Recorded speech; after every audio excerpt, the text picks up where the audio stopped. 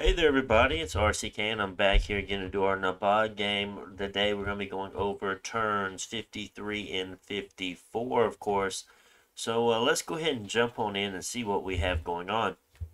Of course, we've been casting Power Specs, Dark Knowledge, Gnome Lore because we're just overflowing with this amount of gems, and you know, we're just continuing to use it. I could go for some Elemental Royalty, but we are at, I think, Conjuration 5 or 6. We still have one or two levels before we really hit that. Um, and we are focusing on some other things at the moment, being thaumaturgy. Not really thaumaturgy as much, but definitely blood. We need to go ahead and get our blood eco going. See, we do have some gulas starting to summon, so that tells me that was blood 6 we completed. Yep, and we're heading to blood 7. No sights, a lot of no sights. That sucks. We use a lot of gems there, but it is okay. It looks like a Dryad has hit one of our Enchantresses. That is very unfortunate, and that was one that was in a fort, so at least it wasn't one that was in the army. A Dryad here attacked a province, and of course we repelled them and actually ended up killing them, which is very nice. We raided Pangea, and now we have Ermor attacking us.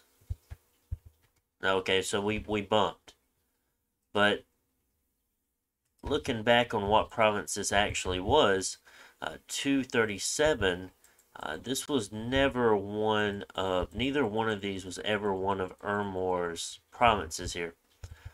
We do see them attack Pangaea here, but I was very angry about that. I did not like to see Ermor trying to jump on this throne that we've had at one point, then lost and took back and lost again, and they decided it was theirs now. Because I was about to pull the trigger and be casting like Murdering Winter, Murdering Winter and Flames from the Sky on top of him, but I was like, let's try to at least finish the war before we start a new one. I was very not very happy about that, and I don't remember what he said to me, but it wasn't anything kind of nice. If I remember, I don't fully remember. It has been a long time since that game. So we do plan on storming 233 this turn, taking that fort. We do have reinforcements moving up. Of course, we're raiding every province that Pangea raids from us. There's a few way back here he's trying to take, which is okay. It doesn't seem like he has much left, honestly. Other than that, do we have anything real big going on? Shameless skin armor, no. We have been making the bishop fish to have holy threes, which isn't that big of a deal, but I'd like to put a holy three into a throne and have some ready. We are prophesizing this Malika since we haven't had a prophet in a long time.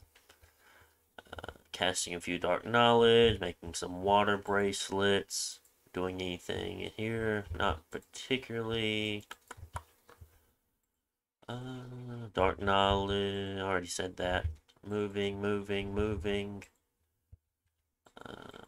Here we're casting another Gula. We're sneaking the Gula that we have that we've just summoned off to 56. Start doing some blood hunting. The population's so high here.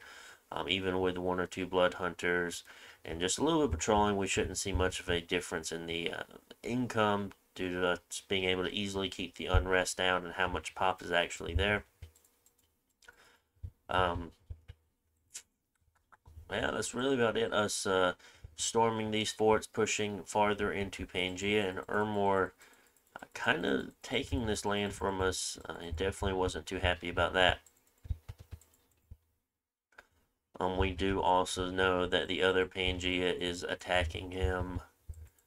And at the moment, I don't think anyone else is. But of course, Mikkelin and I believe Lemuria too will jump in on this.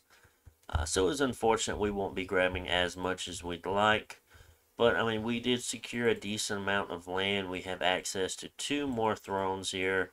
Well, we already kind of had access to that one, but this one here, we did gain another capital, so we definitely have that. Some very nice provinces here that we have gained control of as well. A lot of very nice provinces, honestly.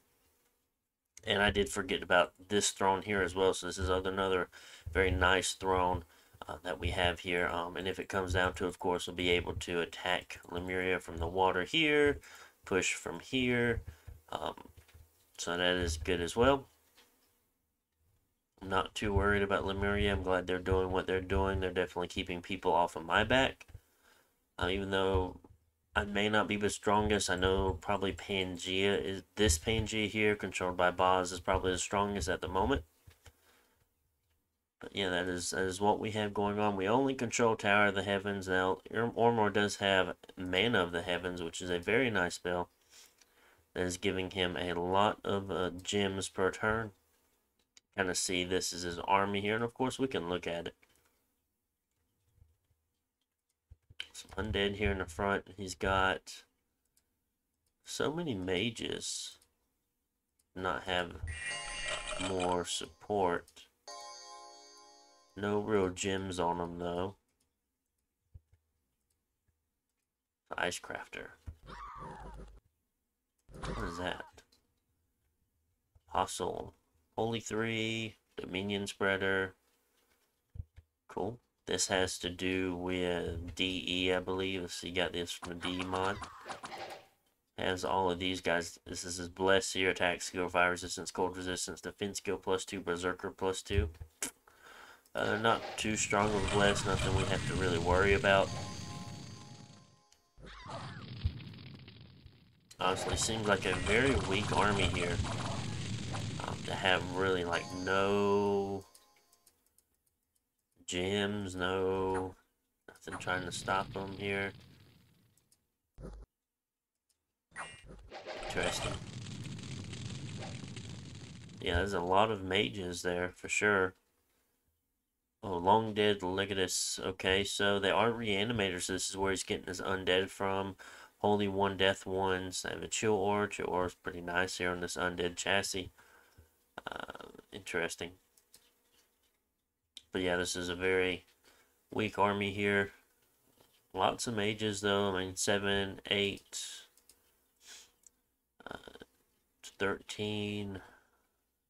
Those take 4. Yeah, those take 2 turns to make, and I think you can make them out of any fort if I remember correctly. That's 15, 25, and the Apostle. I'm sure he summoned.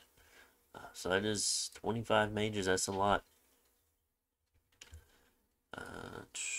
Here is a even larger force. Here we have Archbishop and Acolyte, 18 augurs, 5 elders. The Sidis here, but these are assassins. Ooh, wonder where he got those from. 6 sorceresses. Alars, I think he summons these. Mage of Winter, he must have a site somewhere. 5, no, this is just 1 shaman. But I assume the augurs are all of the slaves for this. And Amazon, okay, not that, just crystal sorceresses. So he does have to keep in mind whenever he is doing these communions, if he does have, we will look. Hold on, we'll talk about it. I assume most of these augurs will be casting communion. Slave, yes, slave, slave, slave, slave, slave, slave, slave, yep. So many slaves. Master. Okay. Who else is casting Master? Phoenix Spire, Slave. You're casting Master here. You're casting Master, so that's Air Astral, Fire Astral, Death Astral. Who else is casting Master? Where's that Shaman? Is the Shaman casting Master as well? If I can find that fellow, there he is. He cast Body Ethereal, so he might not be in this communion. But you do have to keep in mind all the spells that this Death or Air Communion Master is going to be casting. It's going to be like quadruple fatigue on every one of these slaves, because they do not have the Death or the Air path to them. So when you're using this many slaves, it can be very, very dangerous, because when you guys start doing some off-script casting, they're going to burn up. Especially if you have a bunch of masters that don't have the same paths as the slaves, because afterwards I'm sure these guys have been casting hoarder skeletons or lightning bolts and stuff like that, and these guys just do not have the pass for them. So that's going to be very interesting to see if once he got into a pitched battle, how long all these slaves last. And honestly, you want to only use as many slaves as you need to actually get to that level. You don't want to like use like 20 slaves to get, okay, we have, I don't know how many additional paths that will give you off the top of my head. I know 2 slaves will give you plus 1 path, 4 slaves, plus 2 paths, 8 slaves, plus 3 paths, 16 slaves, plus 4 paths. And honestly, like, you shouldn't ever have to go to 16 slaves. I mean, at most, do 8 slaves, and that's kind of pushing it even then. Um, on top of that, like if you're able to just give one of these mages an item, a booster in that sense, and just be able to have them cast whatever spell they're casting off of that instead, is usually a lot more beneficial, and it's going to take a lot of stress off of this communion since it's casting off path spells. But yeah, definitely interesting here. Something to think about, something to definitely work on. There's another one there. Slave, slave, slave, slave. Is that slave? Yep. Lots of things to think about there for sure.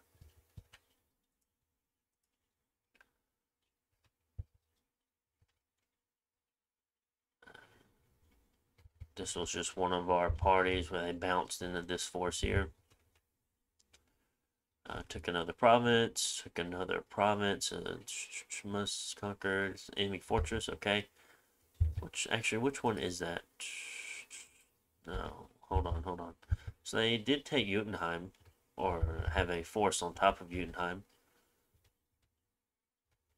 This is Lost Canyon range. Okay, so that is Lost Canyon range, of course.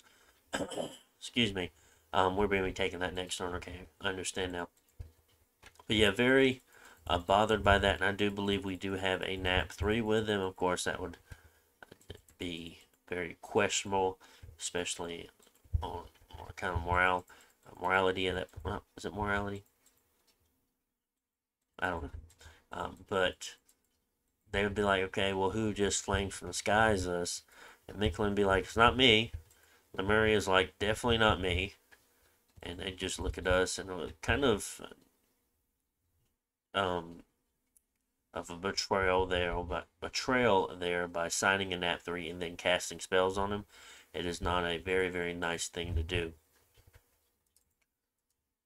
Also, another thing with Bishop Fish here, not only will Bishop Fish need a air-breathing item here since it's an aquatic unit, that is why we are making the Shambler skin. Another way to make it easier, because they do not have that foot slot for the flying shoes. Do I have any here? I do not have any right here. I'll show you what the items are. I need a air 2. Well, let me get a higher air because I want to see something else. You do have these wing shoes that definitely do help. They give a mage or a commander flying, definitely helping you get them from point A to point B as fast as you can. But due to the fact of your bishop fish not having feet slots, instead you could give them the flying carpet here, being a miscellaneous slot, which will also give them flying. So this is a pretty cool thing. Keep that in mind. This is just an alternative if you do not have a foot slot. So I have used them before to fly bishop fish to keep them in, just to keep them sitting in a province, to have it wait. If I don't really want the throne, I will just sit on it until it comes time for me to claim all the thrones that I need to win. Usually enough, there aren't any thrones that you shouldn't claim. But there's a few that be like, do I really want that right now? How much would that actually help me? Like the Throne of Pestilence, yeah. 3 death gems per turn, but death 1 as far as your dominion goes. And sometimes if you go growth 3, it might not affect you, or if you have the Throne of Gaia, it might cancel it out here. So here we have the Throne of Death giving us 5. We do have a claim giving us +1 to our Dominion, +1 Death. But we also have the Throne of Gaia giving us Dominion growth 2. So honestly, we're at a net +1 for our growth. So that's very interesting to look at. Some of the other ones, like do you really want Terminal +3 as Conjuration Construction bonus, are very good. Very good things here, but that's going to drop a lot, especially depending on what nation you're in. It might not be as beneficial as you may think. This one's just very good overall. Order, productivity, misfortune. Like the nation I have right now, if you're already at 3 order and 3 productivity, what is this going to benefit you? Yes, it's going to help you spread dominion, but it's also going to give you misfortune. So that is interesting of how, yeah, you're pushing your dominion, but you're going to have worse luck as far as your events go. And those are just things you have to keep in mind. You don't always want every throne, but in a game like this, when the point requirement is so high for thrones, you might as well just claim them. And that is all we have here for turn 53. We'll go ahead and go and look at turn 54. Not a whole lot to speak about. Our income here in Naba is 1,800 now, so that is kind of cool. Rainmaking, trade wind, Tower of the Heavens. I think I get it 2K, but I don't remember. It's very interesting. I've never had a province or capital this high income, which is pretty cool. So that is turn 20 or 53. So let's go to turn 54. Ooh, went past. Like I said, I save every turn of every game I play. But every now and then, usually about every game, depending on how long it goes for, I always miss one turn. I think it was around the 30s for this game here. I always miss one turn. Usually, it's in between when I end a nap and I'm getting ready to start a war or something along those lines is usually when I forget because I'm more worried about the war itself and I just forget to save the turn. Fields of Fireflies. I think this is a fire nature. If it's not that, it will be just a nature one, I think. So prophet. Okay, so yeah, we prophesized. We lost a chieftain because we didn't know if they were going to put any stuff down, but they did. So the dragon ran into us, and he got smacked. So that is nice to see. Oh, what it was, they left stuff on Jotunheim. That's what it was. Never Healing Wound, Dragon Master, Disease Resistant, Dominion Power. I don't think he'll come back to life this time. So that is good to know. Astral 7, Fire 7. Looks like he has 4 pearls. Wonder if he's doing Magic Duel, Magic Duel, Magic Duel again. Body of Flame.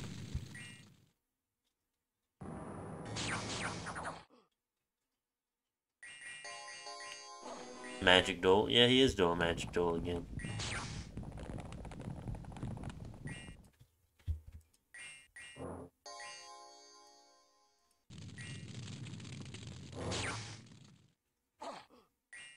So it looks like he is off script now, and he is attacking the units around him. That is nice to see.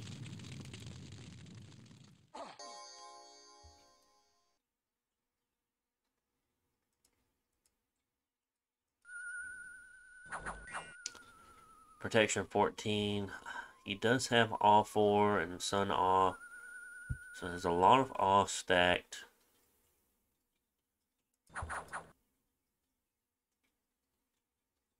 Cursed Luck. Rusty Equipment. Holy shit. He is out of here. My goodness. Okay. So he ended up magic dueling one of our Mukribs here and killing them, of course. This is just Astral 1 versus an Astral 7. So very interesting to see that. Oh, this is painful. A big loss here on this raid. Probably this is probably a force moving up, being as large as it is, moving southward to reinforce the border with Ermor, and this was caught by a Hierophant that definitely could take care of him. So that is very unfortunate that we lost that. Lost a lot of PD here. Oh, this is the province of Naba itself. So him hitting our capital is also very painful. It cuts us off from Malakas, stopping us from getting those. Other than that, we do have so much income in that province, and them sitting on it is very, very painful. We lost another battle here, just another raiding force of us raiding them or trying to, them raiding us. And we were really sucking at the raiding here, honestly. But of course, we did hit them back in a couple more provinces. So many plagues, all about plagues. Saw something give us air gems there. So many diseases too, my goodness. So these are all plagues and diseases and the rest of it. And that is due to this here. Higher prophets are most likely affected. Promises corpses and friendly meeting spot apparitions. Yeah, plague spirits. So it's just making it so plagues happen everywhere. Not so good, not so good.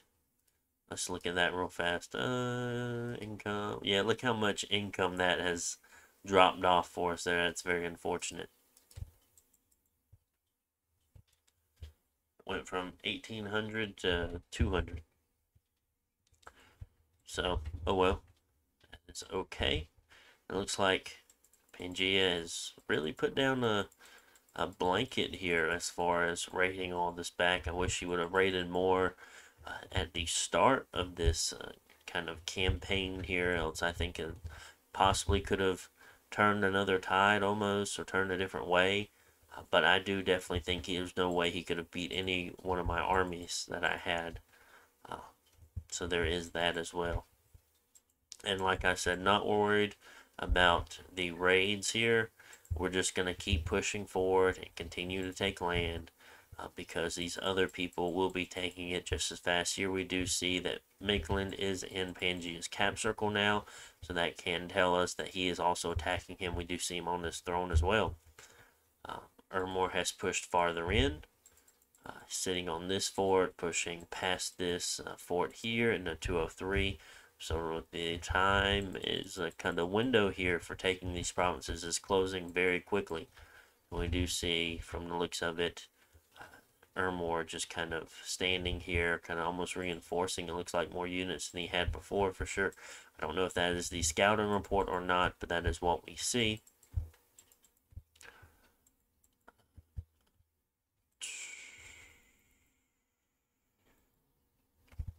And that is all really we have going on. Of course, we're moving to take back 4. We're moving to take back 258. We should be moving to take back Jotunheim very soon.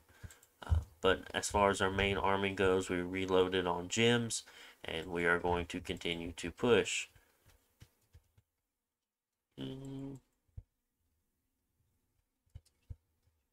Don't quite know why we left these guys here. Not sure. We should have had them like push back and then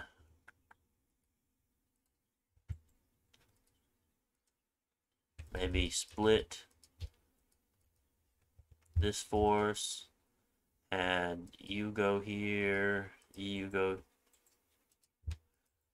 here, and you go here, and then hit back every province they raided. Of course, we're moving in and breaking siege in the Naba to kind of take care of that.